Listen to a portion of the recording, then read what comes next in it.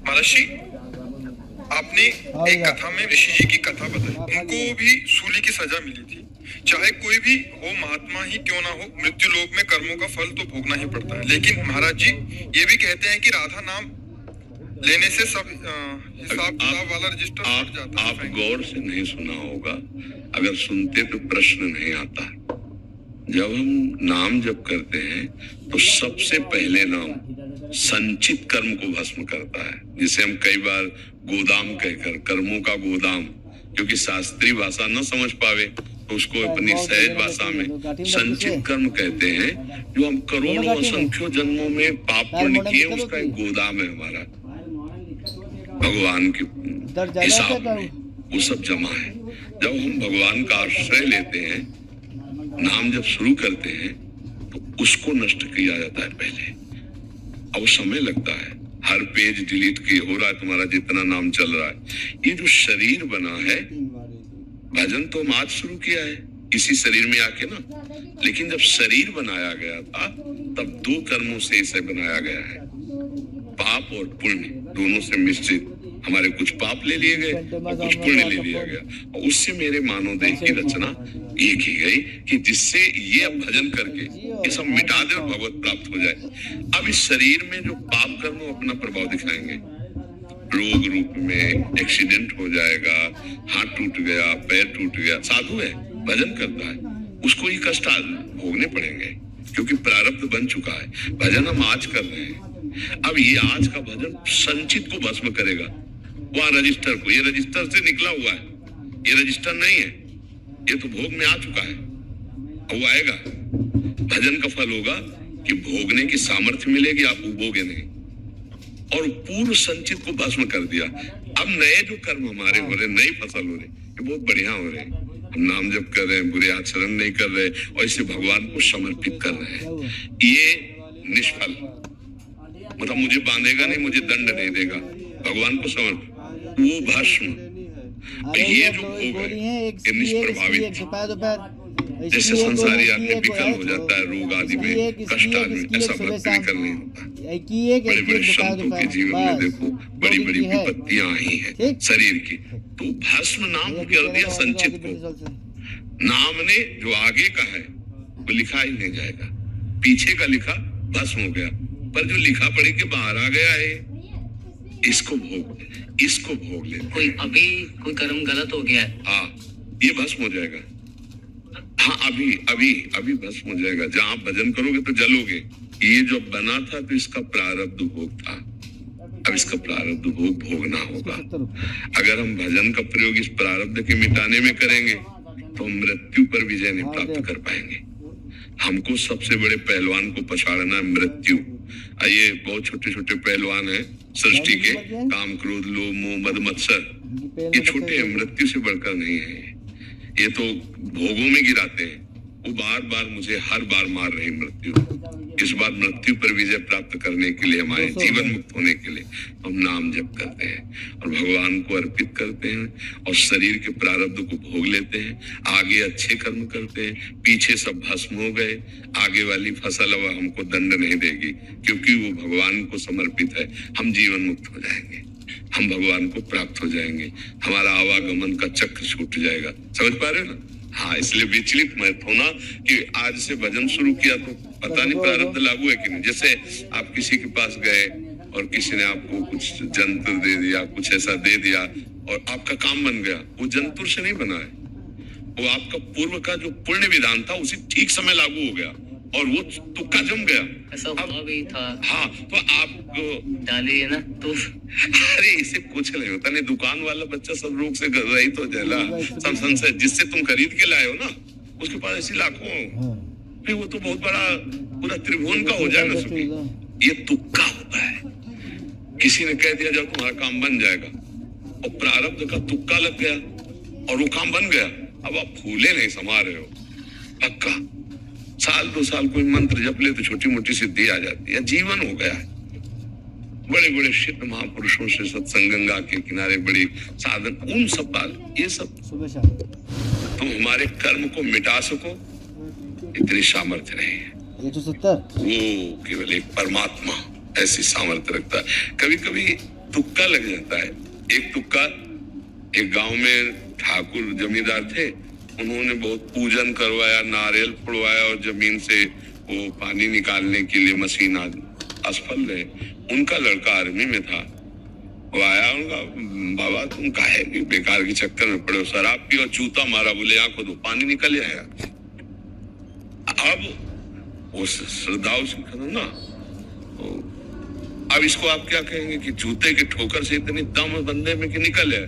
नहीं, तुक्का लग गया। और भगवान की लीला, समय का, वहां पानी निकल गया, वहां पानी नहीं था, उसने शराब पी और कहा जूता मारा, बोले बाबा यहाँ खोदो, अगर ना पानी निकल जाए तो कहना पानी निकल, वो इतना सीधा है।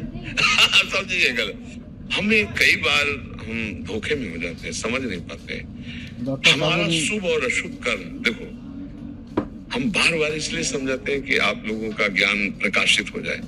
भगवान वशिष्ठ जी से बढ़कर कोई ज्ञानी त्रिकालज्ञ महात्मा थोड़ी होगा।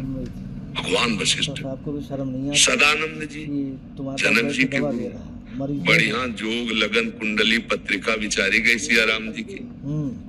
अब कल होने वाला है राज्याभिषेक, हो गया 14 वर्ष का वनवास, हो गया ना।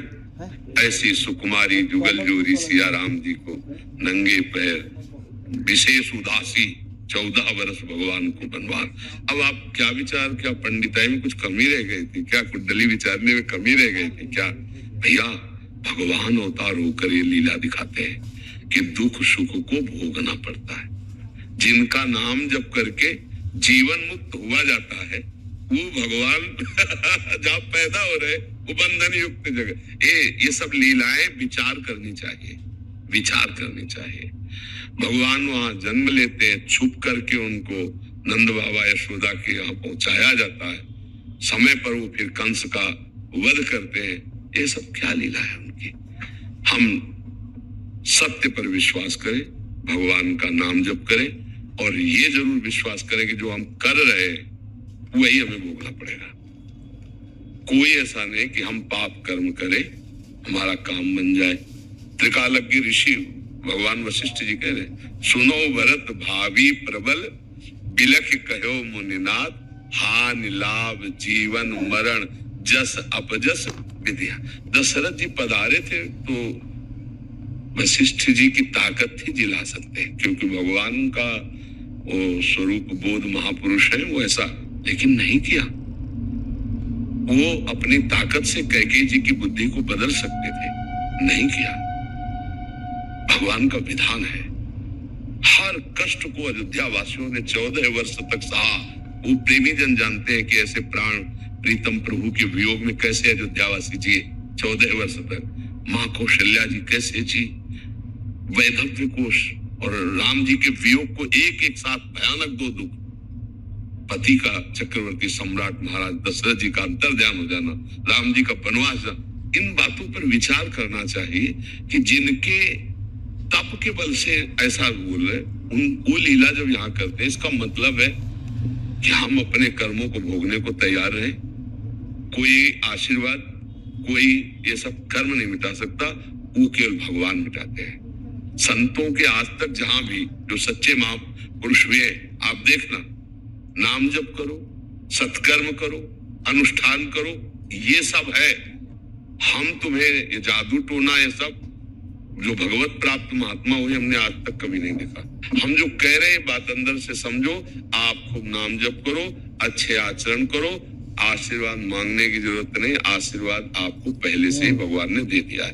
मनुष्य जन्म दिया, साधु समागम दिया, ये उनकी कृपा नहीं है। इधर उधर भटकने की जरूरत नहीं कि हमको कोई कुछ उन्नति कर देगा तो हमारी फैक्ट्री चल जाएगी, कुछ नहीं। नाम जप करो, अच्छे आचरण करो, आप खुद उन्नति को प्राप्त होंगे। हाँ, दुख सुख आएगा, कभी दिन कभी रात, जैसे ऐसे कभी दुख कभी सुख, उसको चुपचाप सह लो। हाँ, अगर आपको सांसारिक सुखी चाहे तो अनुष्ठान करो, नाम का अनुष्ठान, संत सेवा, गौ सेवा, भगवत सेवा।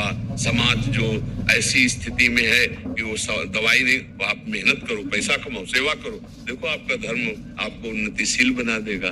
तो धर्माचरण करो। जिन लोगों को भ्रम है कि हम पापाचरण करेंगे और कहीं चले जाएंगे, और कुछ रुपया देंगे और वो हमको आशीर्वाद दे देंगे जंतर मंतर ऐसा और हम सुखी हो जाएंगे, तो मुझे लगता है कि नहीं, आपका कर्म ही आपको सुख दुख देगा। कौन काहू के सुख दुख कर दाता, निज कृत कर्म भोग अवश्य में भोक्तव्यम कृतम कर्म। खूब नाम जप करो, अच्छे आचरण करो। दिग्विजय सिंह जी सीतापुर से। श्री हरिवंश गुरुदेव, आपके चरणों में कोटि कोटि प्रणाम। गुरुदेव, मुझे आपसे जुड़े 1 साल पूरा हो गया है। मेरे जीवन में बहुत से सुधार हुए हैं। डिप्रेशन चल रहा था, सब ठीक हो गया। अब हम आपकी कृपा से जितना हो सकता है निरंतर नाम जप करते हैं। लेकिन सत्संग में आपने कहा था कि अगर हमारे शिष्य कोई नियम अपराध करते हैं तो उसका कर्म हमें भोगना पड़ेगा। इससे मन संशय में होकर डरा सा रहता है। दिशा तो अच्छा, यही चाहते हैं कि आप डरे, आप सब डरे। अगर एक भी डर आपने स्वीकार कर लिया तो आप निर्भय हो जाओगे। देखो, अच्छी बात है ना कि आपको डर लगेगा अगर हमसे पाप हो गया तो गुरु को भोगना पड़ेगा। और अगर हम उनको सुख नहीं दे सकते, दुख भी नहीं देंगे, तो देखो आपसे पाप नहीं बनेगा तो आपका जीवन सुखमय हो जाएगा। पीछे के जो है भगवान कृपा करके भस्म करेंगे, जो प्रारब्ध बन के आ गए उनको भोग लेते हैं। आगे के जो है भगवान को समर्पित कर देते हैं और डरे रहेंगे तो पाप नहीं बनेगा। अच्छी बात है ना। इसके लिए थोड़ी कि हम गुरु संबंध नहीं स्वीकार करेंगे क्योंकि हमसे पाप बन जाएंगे तो जीवन बर्बाद हो जाएगा। हाँ, हम क्यों पाप करें? एक सीमा है, सुख भोग की सांसारिक सीमा है। ये कोई असीम सुख देने वाले थोड़ी है। एक मर्यादा बना दी गई गृहस्थ धर्म में कि आप इससे ये सुख भोग सकते हैं, आप ऐसे ऐसे जी सकते हैं, आप ऐसे कर सकते हैं। वो पाप है नहीं। सीमा का उल्लंघन करके पाप करोगे तो दंड मिलेगा ही। इधर भागवतिक दंड मिलेगा, इधर राजकीय दंड मिलेगा। यदि आपकी शिकायत हो गई तो राजकीय दंड मिल जाएगा, अगर शिकायत नहीं हुई तो भागवतिक दंड मिल जाएगा। अगर डर गए तो दंड से मुक्त हो जाओगे ना, दंड वाले पाप से मुक्त हो जाओगे। हमें तो लगता है गुरु का डर, इष्ट का डर, समाज का डर, कानून का डर ये रक्षा करता है, ये हमें पाप कर्म से बचाता है। ये निंदनीय नहीं है। जो इनसे निडर हो गए वो निंदनीय बन गए हैं। विचार करके देखो, जिनको न भगवान का डर है, न गुरु का डर है, न शास्त्र का भय है, न कानून का भय है, उनके अंदर राक्षसी बुद्धि जागृत हो गई, मनमाना आचरण किए और सजा भोग रहे हैं। फांसी मिल जाती है, गोली मार दी जाती है। और डर तो अच्छी चीज है। यही डर ही डरपि हरिवंश हित, जिनो भ्रमय गुण सलिल पर, जी नामन मंगल लोक त्यों, सुहरिपद भज न विलंब कर। ये डरते रहो कहीं हमसे कोई गलती न हो जाए। इसलिए जिनका नाम तीनों लोगों का मंगल करने वाला है, उन भगवान के चरणों का आश्रय लेकर हम नाम जप करते हैं। अगर छोटी मोटी हमारी कोई गलती बन जाती है तो गुरु कृपा प्रसाद भगवान नाम जब से वो भस्म हो जाती है, उसको अलग से प्रायश्चित नहीं करना पड़ता। समझ रहे? ये अत्यंत लाड़ भरी बात है। जैसे आप इसे ऐसे समझो, आप कोई अधर्म आचरण करे तो आपके माता पिता को दुख नहीं भोगना पड़ेगा, श्रवण मात्र से दुख हो जाएगा। अच्छा, अब आपका लड़का पकड़ा जाएगा, आपका लड़का ने काम किया, ऐसा दुष्ट आचरण किया, अब वो जल रहे हैं। बस कानूनी लोग आएंगे, उनसे बात करेंगे, उनको दुख पहुंचेगा, अशभ्य व्यवहार होगा, आपकी खोज होगी, उनको प्रताड़ित किया जाए, दंड भोग रहे ना। किस कारण से? तुम उनके पुत्र हो, इस कारण से। तो यहाँ क्लेश नहीं होगा, यहाँ शांति नहीं होगी। तुम्हारा मंगल हो, तुम गलत आचरण करो तो हमारा संबंध है, किसका तिलक लगाए, किसकी कंठी बांधे हो, कैसे आचरण करते हो, कैसे तुम्हारे गुरु हैं, यही तुम्हें शिक्षा दी है। ऐसा तो ये बात की रक्षा करनी हमको, इसे डरना थोड़ी है। डर के हम इस धर्म को छोड़ दें, भगवत मार्ग को छोड़ दें, नहीं, हम डर के उन आचरणों को छोड़ देते हैं जिन आचरणों से हमें वास्तविक डर आना है।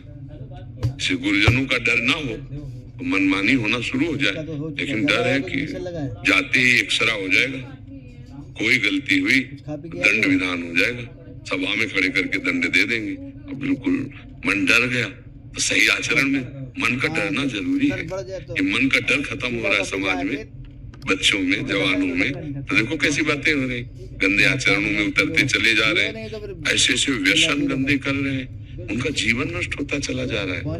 व्यसन में फंस गए, व्यभिचार में फंस गए, नाना प्रकार के क्लेशों में फंस गए। ये डर तो बहुत अच्छी चीज है, माता पिता का डर, गुरु का डर, भगवान का डर, कानून का डर, समाज का डर, जिससे उसका मंगल होता है। हमें लगता है ये डर अच्छा है और बना रहना चाहिए। इस डर में कोई हानि नहीं है, समझ रहे हैं ना। और अगर पूछो कि फिर गुरुदेव को भोगना पड़ता है, तो सबसे बड़ा भोग है आपकी दुर्गति। ये बहुत दुख का विषय। संतों को जो दुख होता है ना, वो ये होता है इतना कीमती मनुष्य जीवन, इसमें भगवान नाम न जप करके ऐसे कर्म कर रहा है, ये दुखी होगा। इसीलिए वो गुस्सा होकर बोलते हैं, आवेश में बोलते हैं, उनका प्यार है।